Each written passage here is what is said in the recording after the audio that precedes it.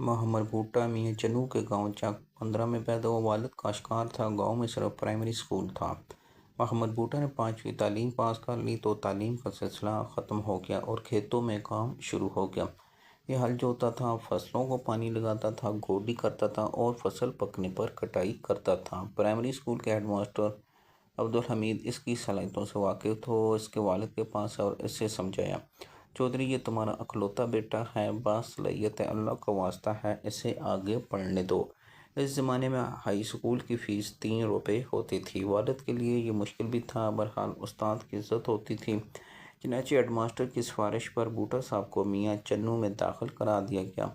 इसे सिर्फ 8वीं जमात तक पढ़ने की इजाज़त मिली। इस ज़माने में अंग्रेज़ी ज़ुबान 6ठी जमात से शुरू होती थी। मोहम्मद भुट्टो ने 6ठी जमात में ABC सीखी और अंग्रेज़ी ज़ुबान से लगाव पैदा हुआ। फल घर चलाने के लिए गर्मियों में सादकाबाद में ठेके पर आम के बाग लेते थे। ये गर्मियों की छुट्टियों में वालिद के साथ सादकाबाद आ जाता था। टूटे फूटे डेरों में रहता और वालिद के साथ मिलकर आम तोड़ता और मंडी में बेचता था और दोपहर के बाद आम के दरख्तों के नीचे बैठकर पढ़ता था। 8वीं जमात में इसकी दूसरी पोजीशन आ गई। इसे 16 रुपये वजीफ़ा मिल गया। हेडमास्टर अब्दुल हमीद दोबारा इसके वालिद के पास आए और इन्हें समझाया, आपका बेटा अब तालीमी अखराजात खुद उठा रहा है, इसे 16 रुपये माहाना मिलेगा। मैं हेडमास्टर से बात करके इसे बोर्डिंग हाउस में रखवा दूंगा, जिसके बाद ये वजीफ़ा 32 रुपये हो जाएगा। तुम इसे मैट्रिक तक की तालीम की इजाज़त दे दो। वालिद इस मरतबा हेड मास्टर को इनकार नहीं कर सके। यूँ मोहम्मद भुट्टो को मैट्रिक तक की तालीम की इजाज़त मिल गई। मोहम्मद भुट्टो के अब 3 काम होते थे।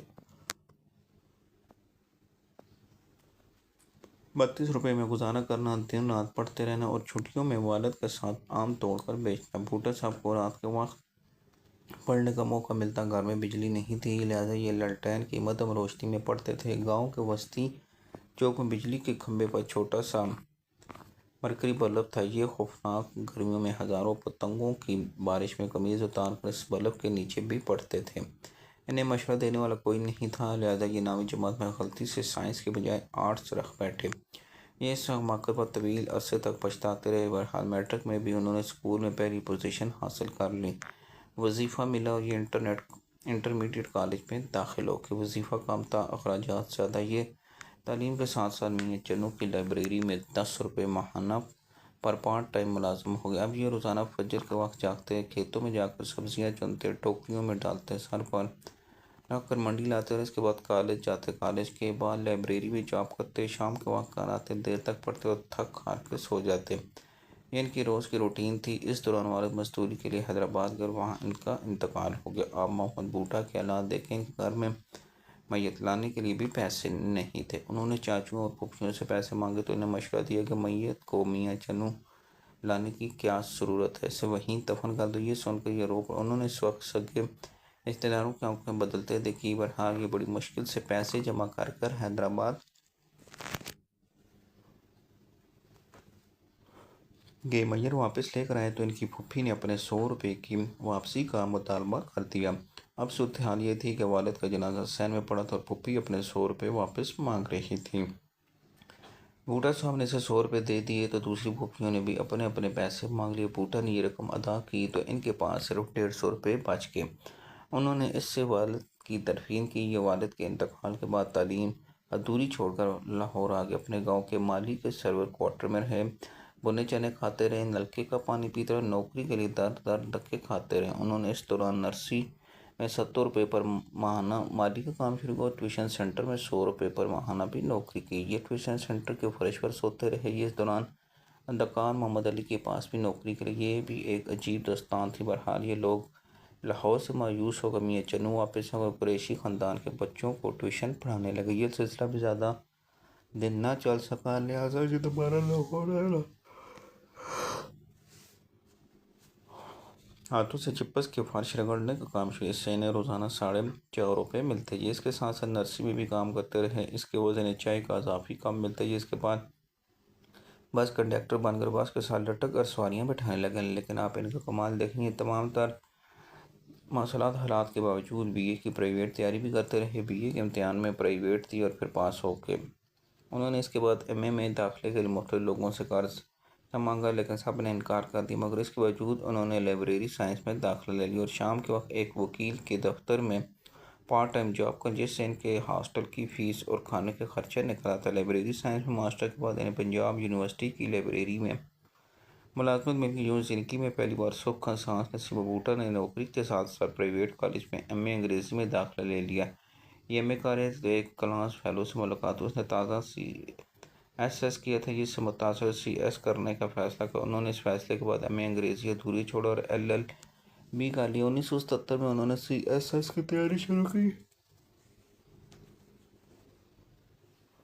ये मियाँ चन्नू से लाहौर के लिए बस में बैठकर किसी ऐसी सीट का इंतखाब करते जिसके ऊपर लाइट हो। 5 घंटे के सफ़र के दौरान ये पढ़ते रहते थे। रात के वक्त गलियों में चारपाई डालकर स्ट्रीट लाइट की रोशनी में पढ़ते थे। इस आलम में पढ़ाई करके CSS का इम्तहान दिया और तहरीरी इम्तहान में तीसरी पोजीशन ले ली। जनरल अतीक रहमान इस वक्त फेडरल पब्लिक सर्विस कमीशन के चेयरमैन थे। मोहम्मद भुट्टो इंटरव्यू के लिए कमीशन के सामने पेश हुए तो जनरल अतीक ने इनके बैकग्राउंड, लेजी और नागवार जैसे लिबास पर बहुत एतराज़ किया। ये सलूक देखकर मोहम्मद भुट्टो की आंखों में आंसू आ गए। इन्हें इंटरव्यू में बहुत कम नंबर दिए गए, जिसकी वजह से ये तीसरी से 18वीं पोजीशन पर आ गए, लेकिन बहरहाल कामयाब हो गए। ये कामयाब उम्मीदवारों की फहरिस्त में अपना नाम देखकर कमीशन के दफ्तर के सामने सड़क पर बैठकर रोने लगे। ये रोते जाते तो अल्लाह का शुक्र अदा करते जाते। ये जिस दिन CSS में कामयाब, इस दिन भी करेलों की 2 टोकरियाँ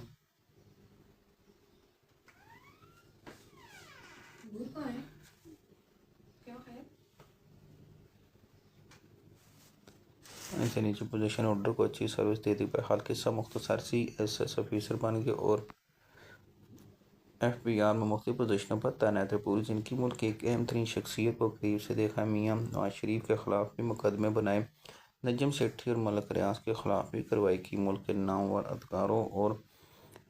अदाकारों के साथ दोस्तियाँ भी रही। कराची, लाहौर, मुल्तान, इस्लामाबाद के दरमियान फुटपाथ पर बने रहे। मोहम्मद भुट्टो को वालिया कमज़ोर बैकग्राउंड की वजह से ज़्यादती का सामना करना, लेकिन ये मेहनती और मुस्बत ज़हन के इंसान चनाचे हर मुश्किल से निकल गए। शादी हुई, अल्लाह ताला ने 2 बेटे और 1 बेटी से नवाजा। ये कमिश्नर इनकम टैक्स के अहदे तक पहुँचे, लेकिन जब सीनियर ने प्रमोशन के मामले में ज़्यादती की तो उन्होंने रिटायरमेंट से 5 साल कबल नौकरी से इस्तीफ़ा दे दिया और यहाँ से इनकी नई ज़िंदगी स्टार्ट होगी। मोहम्मद भुट्टो का पूरा नाम मोहम्मद भुट्टो अंजुम है। मैं इनसे बरादर हूँ जुल्फ़िकार चीमा के एक कॉलम के ज़रिए मुताल्लिक़, जिसके बाद इनकी किताब मियाँ चन्नू से मलेशिया तक पहुँची और 2 दिन में पढ़ ली। ये कमाल किताब है। ये एक ऐसे इंसान की जदोजहद की कहानी जिसे ज़िंदगी ने कुछ नहीं दिया, लेकिन इस शख्स ने अपनी मेहनत से ज़िंदगी के चट्टान से दूध की नहर निकाल ली। इस वक्त 78 साल के पाकिस्तान से मुकम्मल नकल मकानी का जगह मलेशिया में रहते हैं, बिज़नेस करते हैं और ज़िंदगी के शानदार तरीन दिनों को एंजॉय करता। हम इनकी ज़िंदगी का एक एक सफ़ा, एक एक मोड़ हैरान कुन भी है और ये हम जैसे नाशुकरों वसैल की कमी का रोने वालों के लिए तमाचे। मोहम्मद भुट्टो की कहानी ये हमें सबक देती है कि इंसान अगर हिम्मत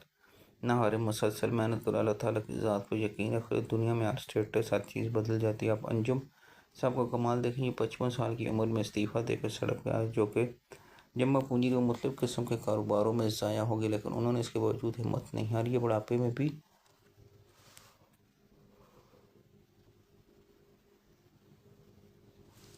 लेकिन इनका बेटा मलेशिया में पढ़ा था, जिसकी ग्रेजुएशन की तकरीब के लिए मलेशिया गई। ये मुल्क इन्हें पसंद आ गया। ख़ानदान के साथ वहाँ शिफ्ट होकर किराए पर छोटी सी दुकान ली, कपड़े का कारोबार शुरू। तीनों बाप बेटा कंधों पर कपड़े उठाकर गली गली शहर शहर फिरते, एक दुकान से दूसरी दुकान पर धक्के खाते। अल्लाह ने करम किया, ये कामयाब हो गई। इनकी दुकान अब ब्रांड बन चुकी। मोहम्मद भुट्टो ने इस दौरान ऑनलाइन सेल की स्किल भी सीख ली। इसने भी इनके कारोबार को बहुत तरक्की। मैंने सोशल मीडिया ऐप्स के ज़रिए इनका नंबर तलाश किया और इनसे मेरा रब्ता हो गया। ये हकीकत हैरान कुन इंसान है।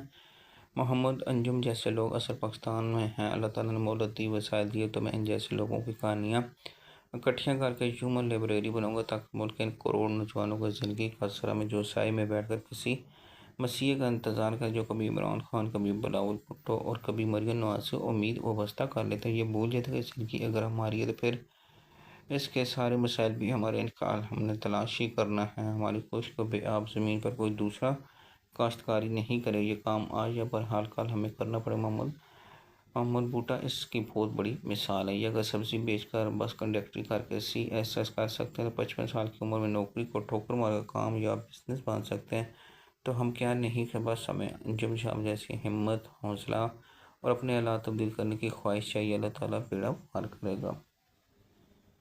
नाज़रीन, अगर आप इस तरह के कॉलम सुनना चाहते हैं तो चैनल सब्सक्राइब, वीडियो को लाइक कमेंट्स में ज़रूर इज़हार कीजिएगा।